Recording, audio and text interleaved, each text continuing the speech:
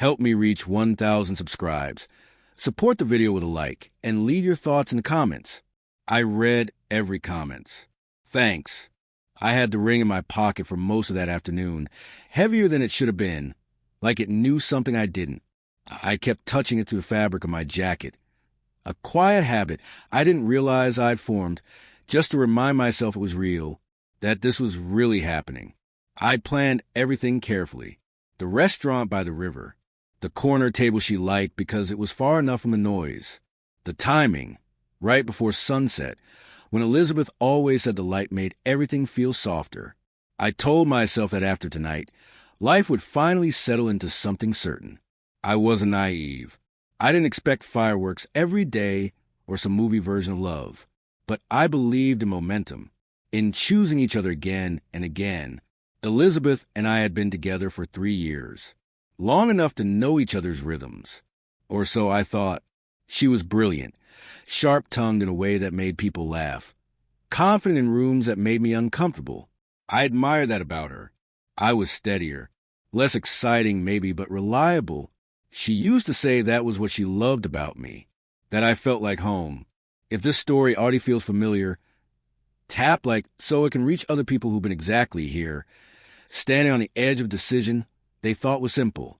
The last few months hadn't been perfect, but no relationship is. She'd been distracted, sure. More time on her phone, more late nights at work. I told myself it was temporary. Stress, a phase. I didn't push. I believed space was sometimes an act of love. When I asked how her day was, she'd answer, just not deeply.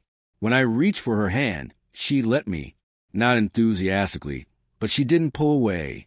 I told myself that mattered. That afternoon, I left work early. I wanted time to breathe before dinner, to steady myself. Proposals shouldn't feel like negotiations, but mine did. I kept rehearsing what I'd say, not the words exactly, but the tone. Calm, confident, like someone who belonged in the future he was asking for. I sat on a bench near the river and watched couples walk by, some arguing, some laughing, some silent. I wonder which version we look like to other people. Be honest for a second. Do you think silence in a relationship is peace, or is it a warning? Drop your thought in the comments. I didn't know the answer then. I thought silence just meant comfort. My phone buzzed around 4:30. Elizabeth's name lit up the screen. I smiled without thinking. It felt like a good sign. Maybe she was checking in. Maybe she was excited. I answered on the second ring. "Hey," I said, trying to sound casual, like my heart wasn't suddenly racing. She didn't say hey back. Instead, she said my name. Just once. Flat. Careful. The kind of tone people use when they've already decided something and are now managing the fallout. I straightened without realizing it. The river didn't look as calm anymore. "James," she said again, "I need to tell you something before tonight." There it was. That sentence people use when they're about to change the shape of your life. I didn't interrupt her. I didn't ask what. I waited, because some part of me already knew it wouldn't be small. She took a breath. I could hear movement on her end, like she was pacing.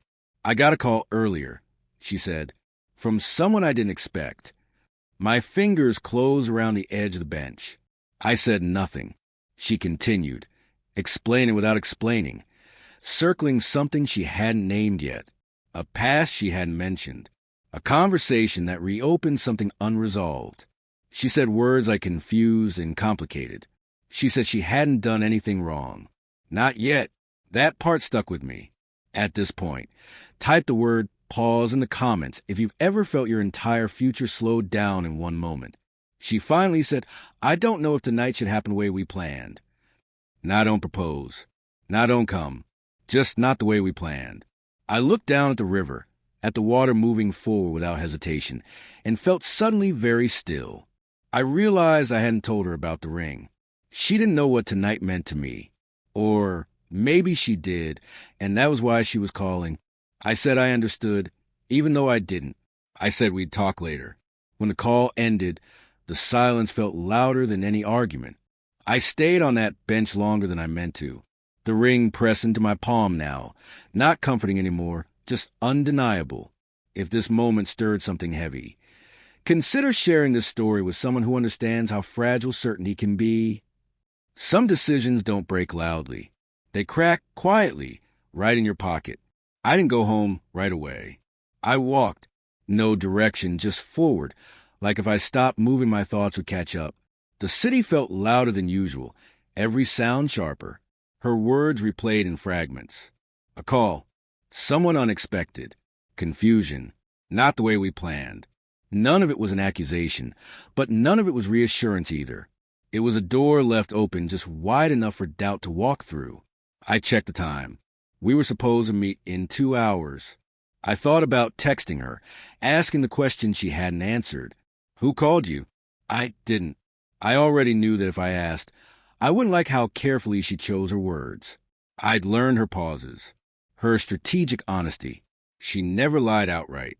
She just edited. When I finally got home, I sat on the edge of bed and took the ring out of my pocket for the first time. It looked smaller in my hand than it had in the store. I turned it slowly, watching the light catch the stone. This was supposed to mean forever, or at least intention. I realized something uncomfortable then. I was ready to choose her. I wasn't sure she was choosing me. Be honest with yourself here. Should commitment require certainty, or is uncertainty something you're supposed to accept? Share your perspective in the comments. There isn't a clean answer, but there's an honest one. Elizabeth texted an hour later.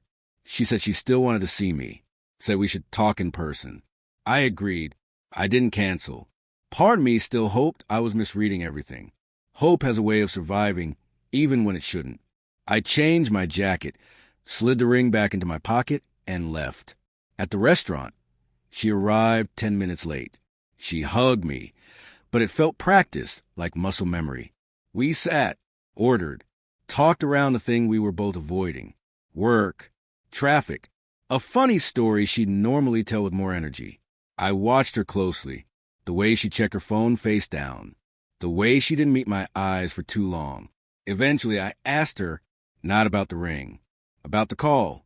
She didn't hesitate this time. She told me it was her ex, someone she hadn't spoken to in years, someone who said the right things at the wrong time. She said it stirred feelings she thought were gone. She said she needed time to understand what those feelings meant. I nodded. I listened. I didn't interrupt.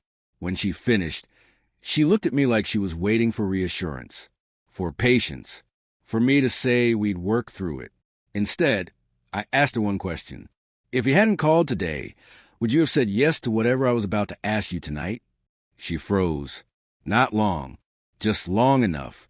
Then she said, I don't know. That was my answer. I paid the bill. She protested, said we should talk more. I told her we had. Outside, the air was cool, grounding. I stopped walking and faced her.